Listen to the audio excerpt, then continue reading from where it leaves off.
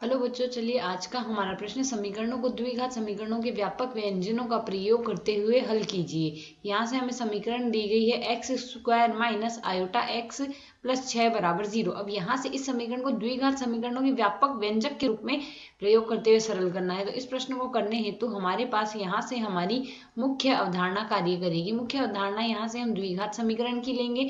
यदि हमें यहाँ से द्विघात समीकरण देखें, वह लिखी जाती है x square plus b x plus c बराबर 0 के रूप में यदि द्विघात समीकरण दी गई है तो श्रीधराचार्य विधि से इसका हल x बराबर लिखा जाता है माइनस का b प्लस माइनस वर्गमूल b का वर्ग माइनस 4ac बट्टे में आता है हमारे पास यहाँ से 2a।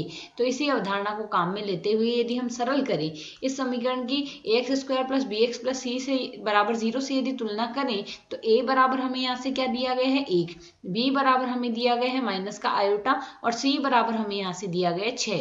तो यदि हम यहाँ से इस समीकरण में x का मान ज्ञात करना चाहें तो x बराबर क्या लिखा जा सकता है माइनस का b अर्थात माइनस माइनस का आयोटा प्लस माइनस वर्गमूल आएगा माइनस आयोटा का वर्ग आ जाएगा माइनस में आएगा 4 गुणा a का मान है 1 और c का मान है हमारे पास यहाँ से 6। इसका हम वर्गमूल ज्ञात करेंगे और बट्टे में हमारे पास यहाँ से आएगा 2a। तो 2 गुणा a अर्थात 2 आ गया।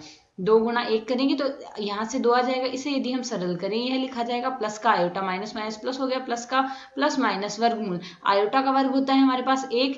तो यहाँ से माइनस आयोटा का वर्ग भी हमारे पास आयोटा का वर्ग आएगा यहाँ से। इसे यदि हम सरल करेंगे माइनस माइनस तो प्लस हो जाएगा और आयोटा का वर्ग हमारे पास लिखा जाता है माइनस का 1।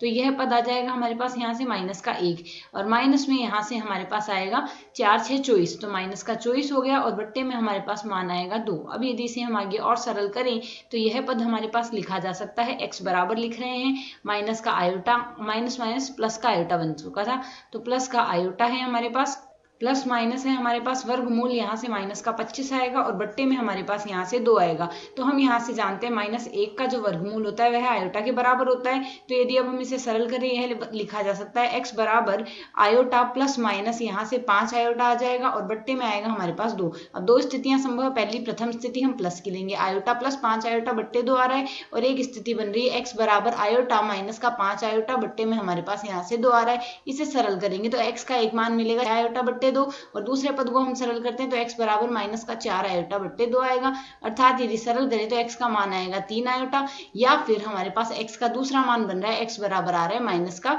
2 आयोटा जो कि हमारे पास इस प्रश्न के हल है। आशा है समझ आया। धन्यवाद।